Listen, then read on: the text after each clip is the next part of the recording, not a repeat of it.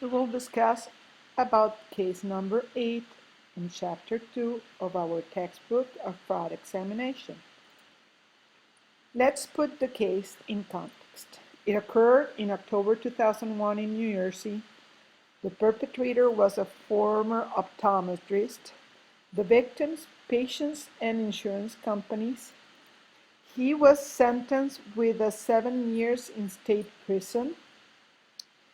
The reason of his sentencing was because of counts on conspiracy, theft by deception, falsifying records, and falsification of records relating to medical care as part of a massive health insurance fraud. He had a fine of $100,000 for criminal insurance fraud fine and restitutions of almost $98,000. And it's still pending a civil trial insurance fraud penalties for $810,000. I believe that all what he made, they're looking for that for sure. Okay, in detail, the act of fraud included billing for providing eyeglasses and routine eye exams at no cost or at reduced cost, and making up the difference by billing insurance carriers for services not rendered to patients.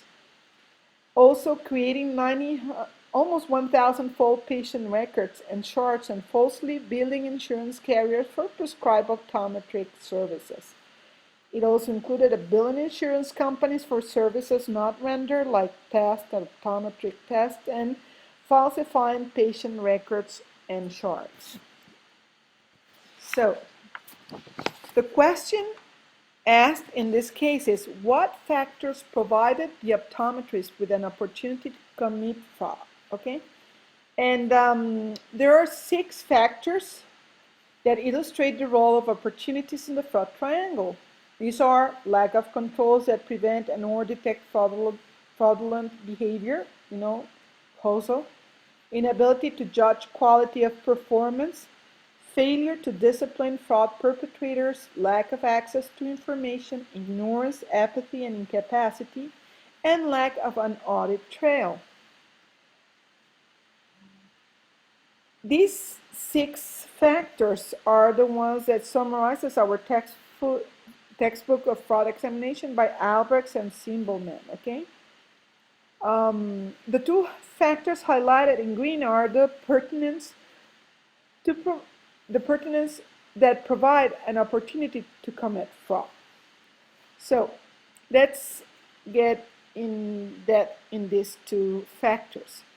1, the inability to judge quality of performance. Well, optometricians renders a specialized service. I don't know what they do specifically, because they put a lot of apparatus on your eyes and well, you trust them, okay? And all the actions involved are difficult to understand. So I don't know what he's doing with my records, and I know that I sign a lot of papers, and that's it. And the other factor is the ignorance, apathy, and incapacity. Here we are assuming that older people are not that old are the victims of this fraud. In my case, for example, when I go to the optometrist, I'm farsighted. I know that he does a lot of exams. I put my insurance card and he can do whatever he wants to do. And patients have lack of knowledge and may be guided to do what the perpetrator wants. Here in the other case is the other victim is the insurance companies for sure on the reconciliation of information and data. They opened an investigation and caught him. We don't know, and we don't have information about how long it took to detect the fraud, okay? There's one last thing I want to talk about this case, and it's to highlight the concept of fraud recruitment.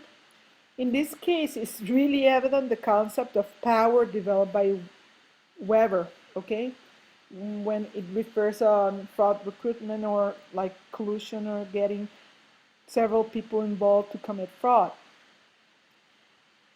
In this case, power is not only used by to describe leadership, but also it can be used to describe when perpetrator uses his or her power to carry out his or her own will. I want to remind us at the beginning of the case that it stated that office staff created 997 false patients' records and charts and falsely billing insurance carriers for prescribed optometric services. Why the staff got into this fraud? And here are like the two reasons behind this. It's a dyadic reason. It's one that I receive a command, but also I accept to do it. And the explanation is in these two really powerful concepts. One is the legitimate power that the boss, the optometrician, using his power to make his staff falsifying the records.